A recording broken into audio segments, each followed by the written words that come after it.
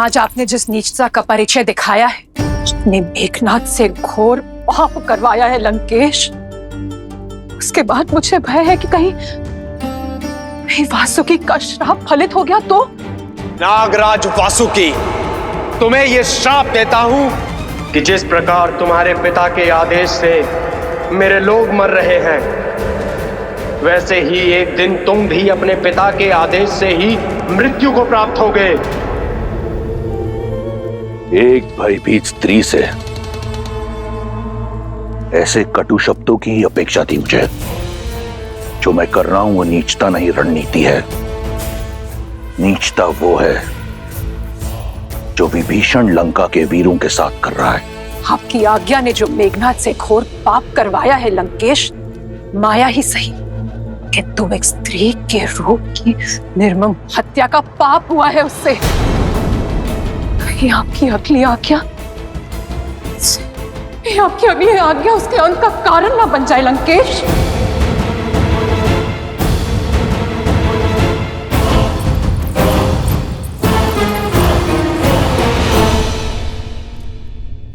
हाँ, वो माया ही थी, किंतु मेरी सीता को मायावी रूप में ही सही प्रतिशोध की बलि चढ़ते देखना असहनीय था। प्रभु, जिसने आपको और हम सबको ये असहनीय पीड़ा दी है, मैं अभी इसी क्षण उसे भूमि में मिला दूंगा। उसके अस्तित्व का अंत कर दूंगा।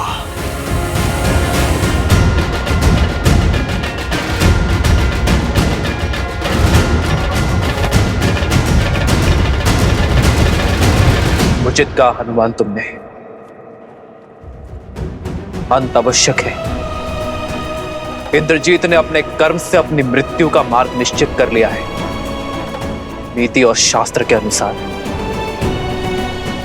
इस माया के दुरुपयोग से उसने कमाया हर तप और पुण्य खो दिया है। इंद्रजीत अजय से पराजय की ओर बढ़ चुका है। तो फिर उसके वध का सौभाग्य मुझे दीजिए प्रभु। नहीं प्रभु, उस दुष्ट को दंड मैं दूंगा। प्रभु, जो पीड़ा मेघनाथ ने हमको दी है, हम भी उसको वही पीड़ा देना चाहते हैं। शांत हो जाओ और इसी क्रोध को अपनी शक्ति बनाओ, दुर्बलता नहीं। चाहे जो भी हो, ये कम नहीं होनी चाहिए। इंद्रजीत का सामना करने के लिए यही भाव हमारी शक्ति बनेगी।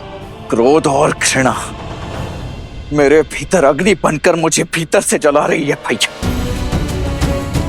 अब आज्ञा देकर इस अग्नि को उस इंद्रजीत के अस्तित्व को जलाने दीजिए भैया। अपने अनुज को उस उद्दंडी को दंड देने दीजिए भैया। यही होता है सच्चा प्रेम। श्री राम जानते थे कि वो माया सीता है, फिर भी माया रूप में सीता की पीड़ा और उनका अपमान देखकर उन्हें भी पीड़ा हुई। पीड़ा तो होनी ही थी देवी,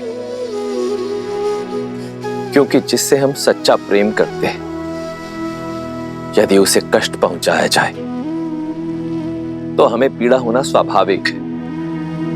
इसीलिए ये घटना उन्हें सत्य की भांति कचोट गई, और ये सत्य ही बनेगा मेघनाथ के अंत का कारण।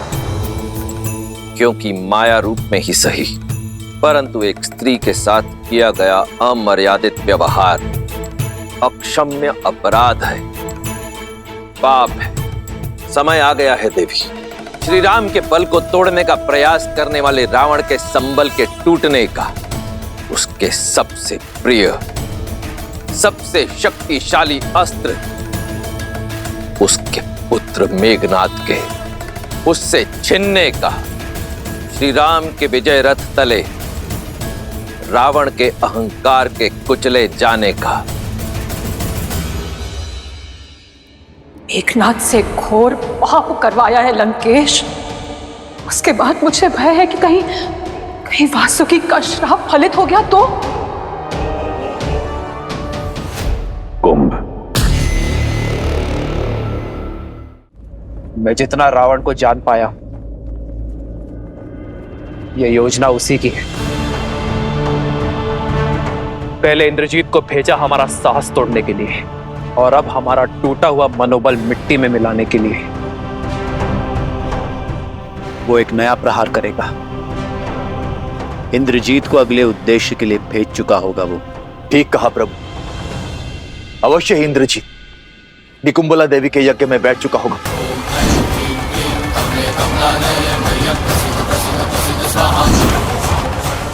हमारे पास समय नहीं है प्रभु। यदि उसका यह अनुष्ठान पूर्ण हुआ तो ब्रह्मदेव के वरदान अनुसार वो अजय हो जाएगा, और इस बार ना जाने कौन सी माया रचेगा, कौन सा नया अस्त्र लेकर आएगा। अर्थात हमें उसकी पूजा रोकनी होगी, उसके अनुष्ठान को भंग करना होगा।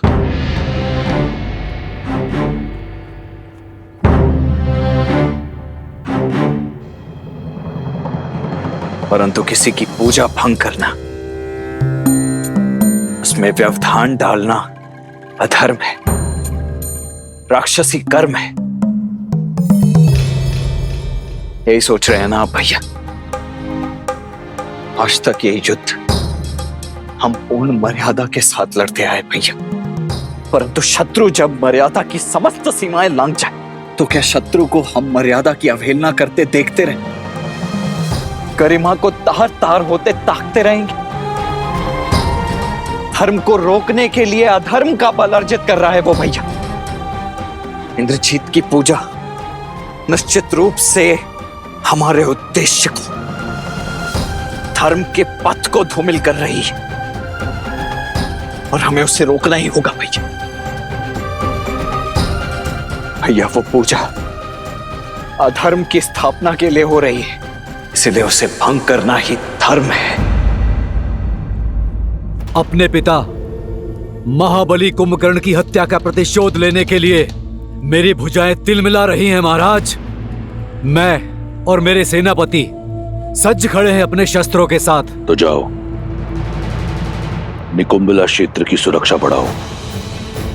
मेरे पुत्र इंद्रजीत के अनुष्ठान में कोई विघ्न न आने पाए। देवी की पूजा अनुष्ठान करने का अधिकार खो चुका है वो पापी। अब तो साक्षात देवी भी यही चाहेंगी कि यह अनुष्ठान ना हो। यही होगा इस युद्ध में तुम्हारा सबसे बड़ा योगदान। सुनिश्चित करना कि मेरे इंद्रजीत का यज्ञ पूर्ण हो। जो आज्ञा महाराज। लक्ष्मण, आक्रोश में ही सही किंतु सत्य कहा तुमने। इस बार हम इंद्रजीत का यज्ञ पूरा होने नहीं दे सकते।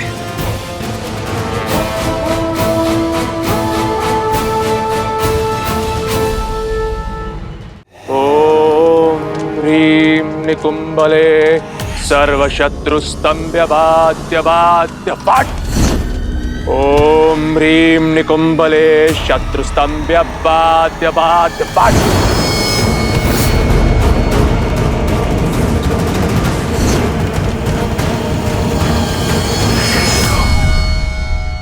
एक बार निकुंबला स्रोत का जाप कर इंद्रजीत ने 108 आहुतियां दे दी तो वो अजय होगा। युद्ध में उसे कोई मार नहीं पाएगा।